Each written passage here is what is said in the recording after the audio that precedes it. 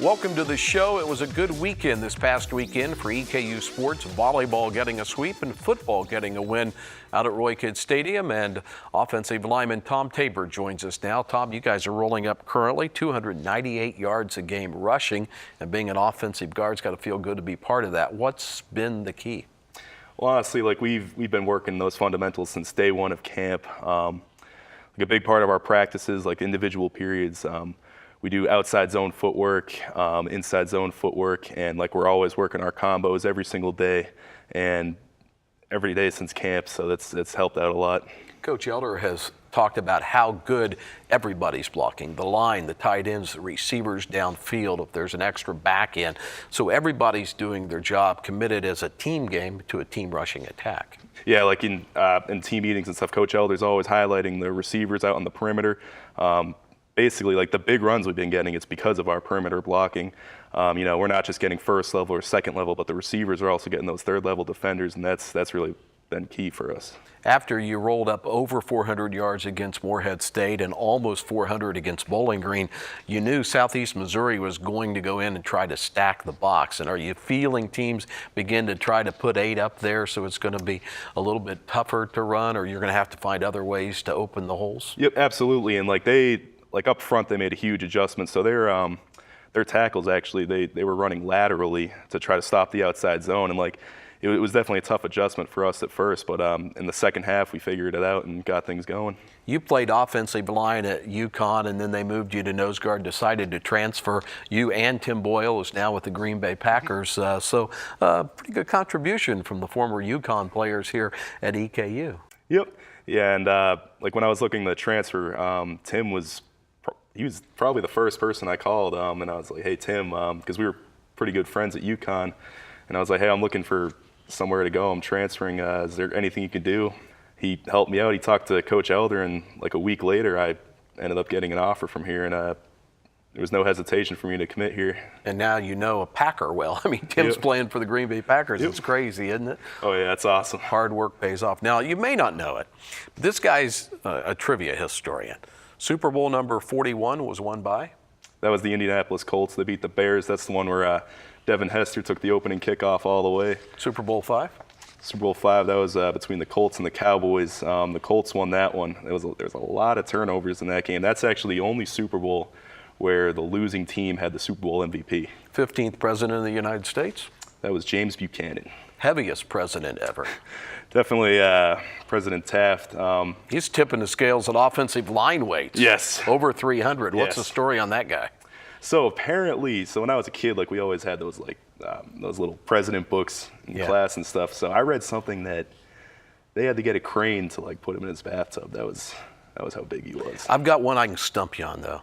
What college did he go to? And he was a champion in something. I just had to stump you once. Ooh. Yale. Yeah, oh yeah. He was an intramural, they didn't have varsity sport, intramural heavyweight champion, wrestling champion. Now, there are, if 4 or 5 presidents have played football, one was a manager at Stanford. Do you know who probably the best football player of all the presidents was? Probably Gerald Ford. Yeah, Michigan, national champion twice. What positions do you think Gerald Ford played? I had to look it up. I had to write it down. They went 2 ways that time, both ways. Yeah, he kind of strikes me as probably a linebacker type guy. You got that right. But he was on the offense too. What do you think? Probably tailback, fullback. No, offensive center. Oh yes, that's right. Tallest president? A lot of linebackers would. Who do you think our tallest president ever was? I'd probably say Lincoln. You're right. Okay, so you're from Massachusetts. So you're in a state that was one of the original 13 colonies. Which president was born, the first born, outside those 13 original colonies? Can't tell you that. You go to college in that state now. Really? Yeah. Kentucky. Who was it? Lincoln. Oh yes. I mean, have you? I know you're busy as a college football player. Have you visited Lincoln's homestead yet? Not yet. You need to get down there. You're a history major. Why history? It's just something I've always been passionate about, and I've always done really well with it in grade school. And it's like memory is a huge huge tool for me, and I enjoy like writing papers and doing research and stuff. So. What do you think you're going to do with a history major? Teach or coach? Or I actually want to get into coaching. Yeah. So really has nothing to do with history, but I would love to be a strength coach someday. Tom, great. I love watching you play. Good luck to you. I know this is an off week, but Jacksonville State, the next home game, that's a big one coming up. Yep, absolutely.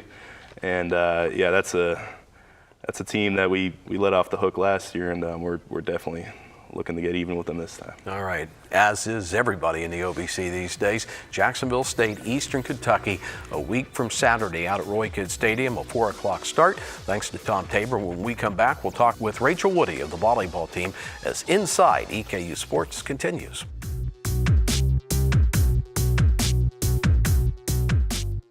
Every day is a concept that few people can commit to. Every day requires a level of dedication that forces you to test your limits. Every day I'll give back to the community because I draw strength from their support. Every day the sounds of your cheers will echo through my mind. Knowing that you have my back means I can always look forward. Every day I'll be too tired to sweat and my bones will ache. Every day will provide me with the slight edge that I need to succeed. Champions are built every day. At EKU, you'll learn to take a broader view of your world. But we also understand it's the details that shape the big picture. So go ahead, play with fire, think on your feet, or touch the sky. Here, you'll be a part of something new, something big, something beautiful. Be a colonel. Your time is now.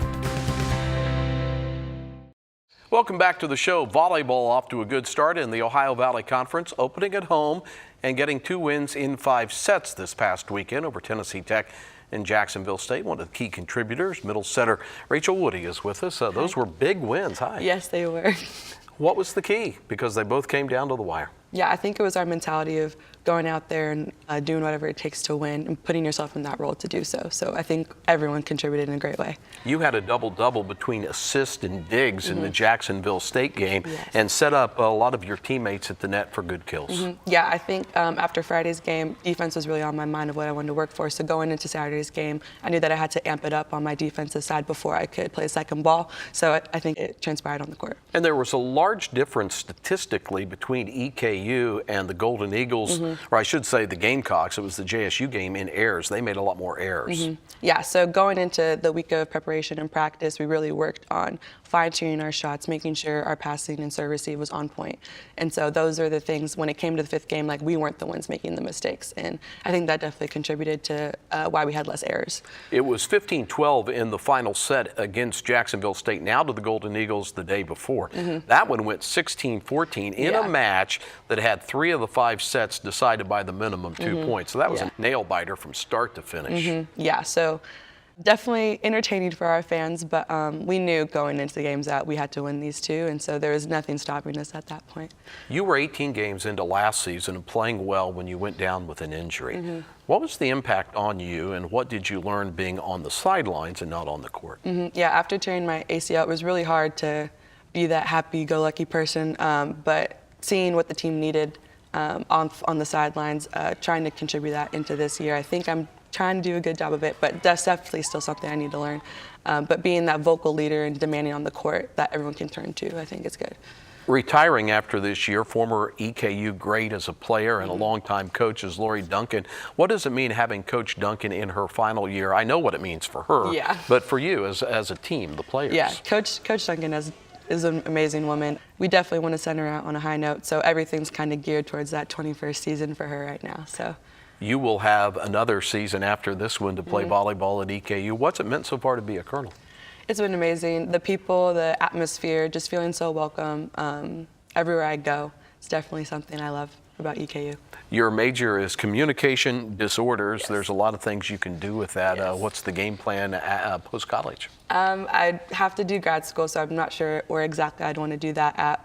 But eventually want to work with people who have traumatic brain injuries and try to get their speech back from that. So it's a sense of wanting to help others Yeah. that drove you there. Exactly, yeah. So trying to let other people's voices be expressed and heard, even when there's something in their way, but trying to get that out of them. And as far as a hobby, you told me you like to binge watch Game of Thrones when you have time? Yes, when I have time, yeah. It's kind of like our family's thing. Whenever all of us are back at home, we'll try to watch as many seasons as we can. So it's just a family tradition. You were road warriors in the non-conference, and now after 2 games at home, 4 straight games on the road in the OVC, back home on October 11th. You got to play well on the road. Yep, exactly. I think preseason taught us a lot about that. So hopefully these next 4 games, we can kind of continue on that road too. Okay, thanks, Rachel. Thank Appreciate you so it. much. All right, Rachel Woody, she's on the volleyball team again, home at Alumni Coliseum on October 11th. And when we come back, we'll talk about a team off to a flying start, the EKU men's cross country team.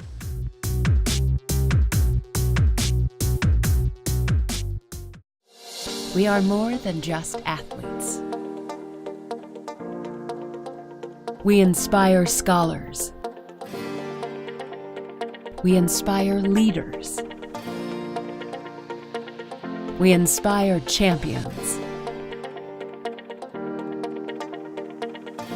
We inspire family. This is the Ohio Valley Conference.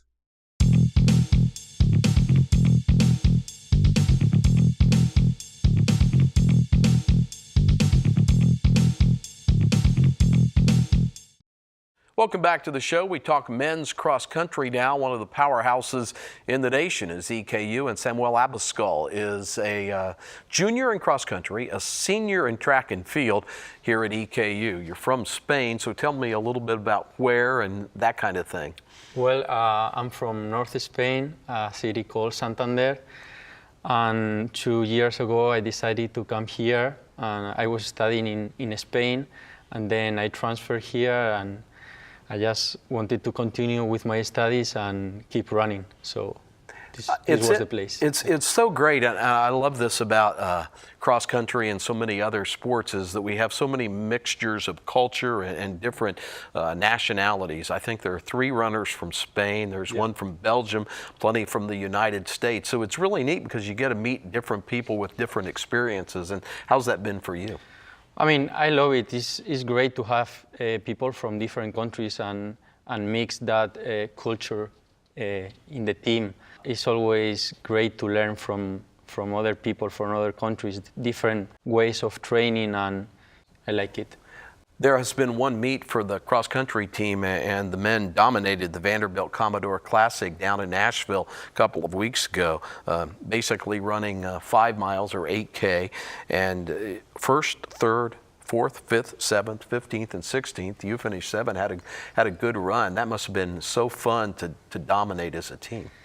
Yeah, I mean, we've been training really hard over the summer. We've been putting so many miles, and it wasn't a big meet, but we dominated, and we ran as a pack, and it was great. Now we are getting ready for Wisconsin, and I think we are very, very well prepared to run a good meet. That is going to be the Nutty Comb Wisconsin Invitational on Friday up in Big Ten country. Now, you're almost multi-dimensional as a runner. I mentioned you'll be a senior as far as your eligibility for track. You won the 1,500 meters in the OVC last year. And it was a great finish. You came from behind. Yeah, mainly I'm a track athlete. This year, I've been training really hard, and I think I'm becoming more a cross-country runner this semester. But my favorite event is steeplechase and then mile. So track is my big event, and yeah, like you have to adapt to different events. There are 2 semesters, and there are 3, like cross-country, indoor and outdoor, and you have to be ready to compete in different events and meets. Eastern Kentucky has a long line of great steeplechasers that I'm sure you've learned from, and you have been so close that I'm sure there's motivation. You've been to the regionals twice, and you're 1 spot out of making the nationals this past year. So there's motivation for the next year. Yeah, I had the pleasure to run with Jacob, with Jermaine, who was second position last year in nationals, and I have learned a lot from them. And yeah, it was hard to be the first spot out of nationals, but I learned a lot from there, and I think that next year is going to be my year, and I will make it. So you come from an athletic family. Your dad here in the United States had probably the crowning achievement of his sports career. Tell me about that. Yeah, he was an Olympic runner. He won the bronze medal in the 1984 Olympic Games. He ran the 1500, and yeah, like his times, his performance were amazing, and I've learned a lot from him. Like, he taught me how to race, how to train. So now I'm trying to adapt that to myself and try to be close to what he achieved. But it's going to be difficult. It's going to be a challenge to meet Pops. Yeah. Good times. You're an international business major, so that's after running, and you can always run. You know, that's a great about this sport. You can take it deep into your life. But what's your goal as far as a job after college? I'm not sure yet, but I'm really interested in different cultures. I like traveling, and I love sports. So maybe I would like to be a sports agent, work with athletes in different competitions all over the world. So that would be a nice job, and let's see what the future brings. Sounds great. Great to meet you, Samuel. Appreciate it. Good luck up in Wisconsin. Thank you very much. All right, EKU cross country trying to stay on top.